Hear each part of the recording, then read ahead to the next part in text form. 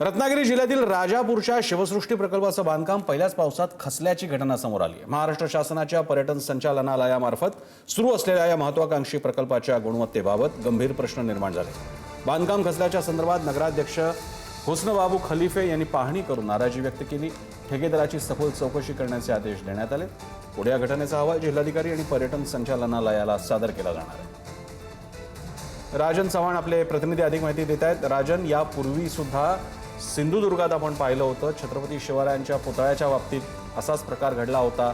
पुतळा कसा पडला होता दुर्दैवानं आणि त्या बांधकामाबद्दल त्या पुतळ्याबद्दल अनेक प्रश्न उपस्थित झाले होते। आता आपण शिवसृष्टीबद्दल बोलतोय, काय चाललंय नेमकं?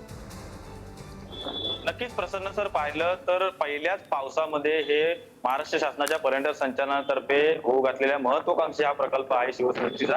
आणि पहिल्याच पावसामध्ये त्याचा काही भाग आहे बांधकामाचा हा पूर्णपणे या ठिकाणी कोलॅप्स झालेला आहे। त्यामुळे या कामकाजाविषयी आता प्रश्नचिन्ह उपस्थित होत आहे। या कामकाजाची पाहणी देखील राजापूरच्या नगराध्यक्ष हुस्नबानू खलिफे यांनी केली। त्यांनी देखील या सर्व ठेकेदार जे संबंधित असतील त्यांच्यावर कठोरात कठोर या ठिकाणी कारवाई व्हावी अशी देखील मागणी केली। परंतु हे जरी पाहिलं तरी राजापूर शहर हे छत्रपती शिवाजी महाराजांच्या काळापासून ते ब्रिटिशांपासून अतिशय जुनं बंदर आहे आणि इथे जो होणारा महत्त्वाकांक्षी हा जो शिवसृष्टी प्रकल्प आहे सगळ्यांच्या जिव्हाळ्याचा विषय आहे। परंतु अशा पद्धतीने निर्ढावलेल्या पद्धतीने बेजबाबदार पद्धतीने अशा पद्धतीने जर कामं होत असतील तर मग या प्रकल्पाचा काय उपयोग अशी देखील भावना ही सर्वसामान्य राजापूर वासियांमधून उपस्थित होते।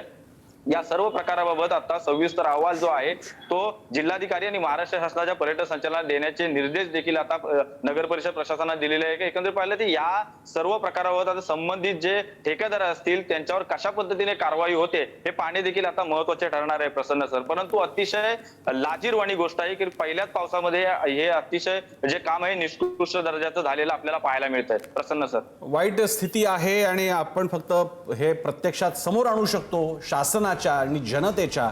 अखेर याच्याबद्दलचा निर्णय शासकीय पातळीला आणि जनतेच्याच मागणीनंतर होऊ शकतो। धन्यवाद तुम्ही दिलेल्या माहितीबद्दल।